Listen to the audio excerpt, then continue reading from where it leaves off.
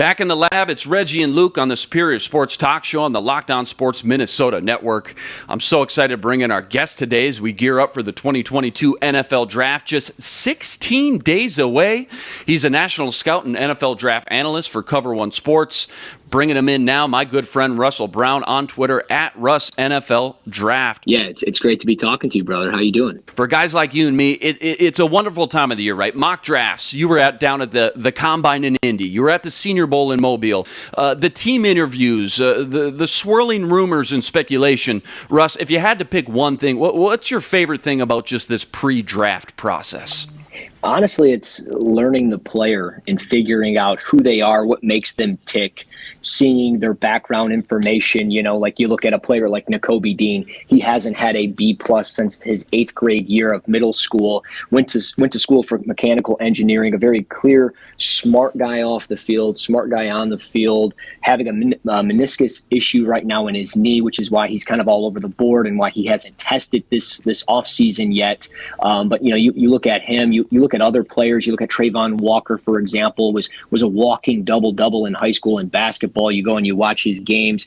So I look back and I look at all these players, and you know, I don't get to every single one. You know, there's 500-600 players in the draft. I don't get to every single one, but I just love researching how they got to where they are and why they chose certain schools. And it's such a fun process, and I think I get more enjoyment out of that than sometimes watching the tape. But I do love grinding the tape. Russell, great to have you on with us. Probably missed you at the Combine. I was there as well, but you know, it's all good. We'll catch you at the next one. All right. Yeah, for sure. So, okay. The one thing that really kind of bothers me sometimes about the draft is I think sometimes it just takes way too long, because by the time we get there, we've had about 76,000 mock drafts. And the crazy part is it's an inexact science. Nobody really knows. And on draft night, we inevitably have those picks that we're like, what? Oh, I didn't see them on the mock draft. Yeah. Who are some of the names that you think could be sleeper names to kind of show up in round one? Well, certainly, I think, and you're absolutely right. I think there's times where I love how long the process is, because one, it gives me a job, but also I like, you know, how you make the statement of there's just too many mock drafts, and you're absolutely right. Like, I've only done 2 this year. I'll do 1 more in another week or so. But, you know, I think to answer your question, one player that really stands out is Arnold Evachetti out of Penn State, the edge rusher. Not necessarily the biggest guy on the field, but he ended up being 18th on my board. He had a first-round grade. I like him over players like George Karlaftis and Trayvon Walker, because I think he's got a better pass rush plan. If he can time his first step, I think he can become an absolute terror off the edge. So I think there's a team somewhere in that 20 range that could certainly use him and be very interested in his skill set. You also look at a team like the Philadelphia Eagles. They have 2 picks in that first round in the top 20. If they look at maybe replacing Brandon Graham, who's 34, 35 years of age, I think he would make a lot of sense.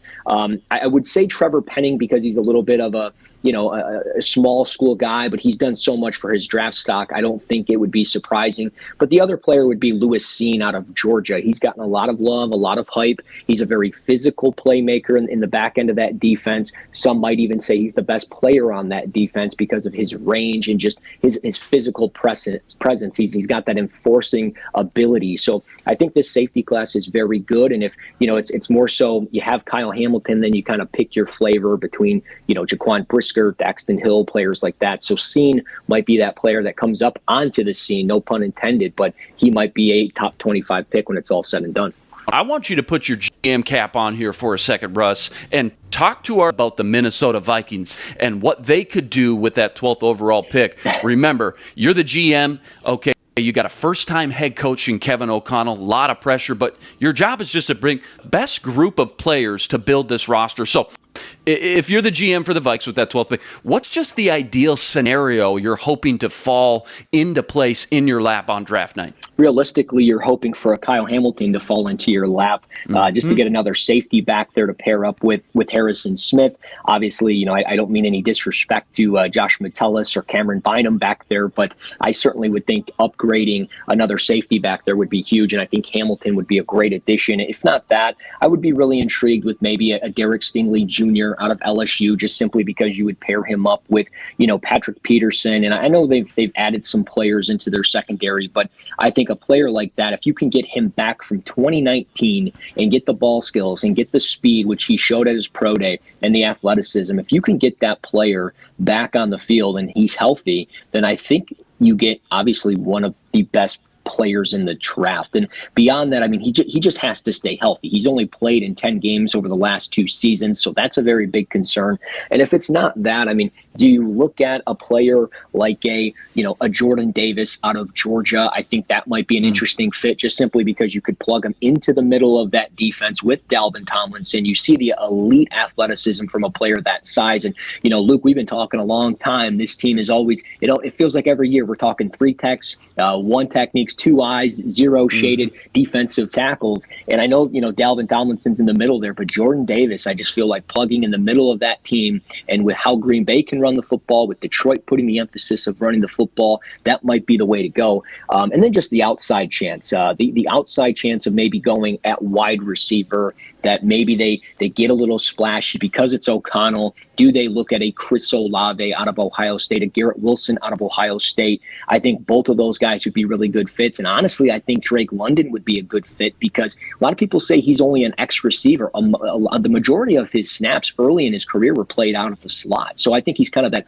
big-time slot receiver where he could split those reps with Justin Jefferson, Adam Thielen, and Drake London in the mix. His 50-50 skills would be incredible. So those would be the 4 players that I think in hindsight you would really want on your football team at 12. If they're there, you would really have to weigh your options of which one you want. Oh my goodness, Russell. Woo! Russell, thank you. Thank you. Look, I am all in on that. If a guy like Stingley or Hamilton is off the board and they don't trade back and you're going best player available, and you have an opportunity to draft a top flight wide receiver like Olave or Wilson, or maybe even you take a swing at Jameson Williams, like, do that. I'm like all in on that. If you're going to be this high powered offense, similar to like the Rams, and you're just going to throw it all over the place, like, I am with that. Draft a wide receiver. That would be the type of violence that I'm here for on draft night. But I will ask you beyond that, especially for Vikings fans who may be, like, hey, what guys should we be looking out for? What are some of your favorite guys, some favorite prospects in this draft? And maybe they are a little bit under the radar, maybe they're not. Yeah, well, I mean, I did mention Arnold Evachetti a little bit earlier. I will stay down that path, and he's a little bit more hyped up now, and he's somebody that I think is a top 10 player in the draft, and that's the 8th overall player on my board, in Jermaine Johnson. He is just somebody that, he might be another player you throw into this defense. And I know, you added Za'Darius Smith. I know you added Harrison Phillips. I know there's a lot of talent there, but I think the overall ability to maybe add a Jermaine Johnson would be an even better upgrade for your team. And I think when you look at Johnson, he is rocked up at 6'5", 254. Saw him down at the Senior Bowl. He was battling with players like Darian Kennard, and he was killing it down there. And he's somebody that has really good length, and he's got a nice blend of speed to power in his game. I think he's really just relentless on backside pursuit, which you want to see when players are playing as that weak side edge rusher. And when you look at him, he was a rotational player at Georgia, and he goes to Florida State, wins ACC Defensive Player of the Year. You just, you can't teach that. That's somebody that wants to get better. And I know he had a long path, a long road to this spot, but I think he is somebody, again, as a top 10 player, he's more than likely going to go in that range. But if he ends up falling at 12, that's best player available, best case scenario. You take a guy like that. But beyond that, deeper into this draft, because that's the bread and butter. That's what I love to do. And I think when we talk wide receiver, Christian Watson, North Dakota State would be a phenomenal fit, 6'4", 208. really moves well, and he is somebody that, people say, well, he wasn't highly touted as a recruit. Well, he was. He took the offers and threw them away, because when he was in high school, he committed to North Dakota State right away, and that's where he wanted to play. He took everything else and threw it away. So he is somebody at that size, really good flexible lower body for the position, which is important when you're in those one-on-one situations, especially down in the red zone. He's versatile. He can be used in a lot of different spots. I think that's very important. Aside from that, I mean, looking just at the defensive side of the football, again, talking about interior defensive line, I do like the idea of a Perion Winfrey from Oklahoma in that defense. Just, he reminds me a little bit of Nick Fairley. Got really good length, good explosiveness. He's high energy, man. Down in Mobile, he was the guy that was setting the tone, getting guys excited. So I think those would be certainly three guys. And then just lastly, just talking about the secondary, we talked a little bit about safety, adding another guy into the mix. And I'm going to be honest, one of my favorite players in this draft, and he's not really talked about a ton, is Brian Cook out of Cincinnati. A little bit more of that box safety type of player. He didn't get a super high grade for me, a fourth round pick, somebody that I think could go, in that 90 to 100 range, but he's a physical downhill tackler. And when you think about hockey, you think about the penalty kill. This is the guy that is that enforcer, the grind line type of player in the NFL. He can cover tight ends and running backs. He's not going to do a bunch of slot receiver stuff. He's not going to win you with speed, but he is a player that took the scenic route to Cincinnati. He played 21 games at Howard University. In high school, he was a baseball player. This guy, physical, love his skill set. I think in that fourth, fifth round range, you get really good value there. So he might have to go a little bit sooner at maybe pick 77, but there's enough there where they could move up in round 4 and take that guy. It's funny you say that, because I covered Cincinnati the last 2 years, and those guys, we have a chance to see between Sauce and Cook and Kobe Bryant, those guys being all like top 3 round players, which is just incredible considering, Cincinnati is not one of those schools that people are just like, oh, they just have all this talent. But Luke Fickell is really building a bully there. He's a defensive guy, and he's really developing some of these guys. So it's just so funny to hear you say that, because these are names that, I've been talking about for the last few years in Cincinnati.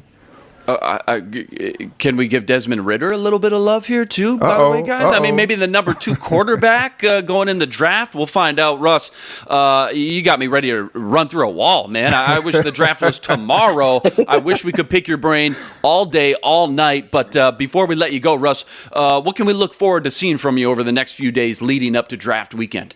Yeah, my draft guide just dropped today. It's 125 players, in-depth scouting reports. So kind of the stuff that I'm talking about here, you can read on cover1.net. You can download it for absolutely free. If you want to give money, don't give it to me. I don't need money. Just give it to charity. There's a couple charities in there that if you want to give it to them, just do that. Give it back to people in need.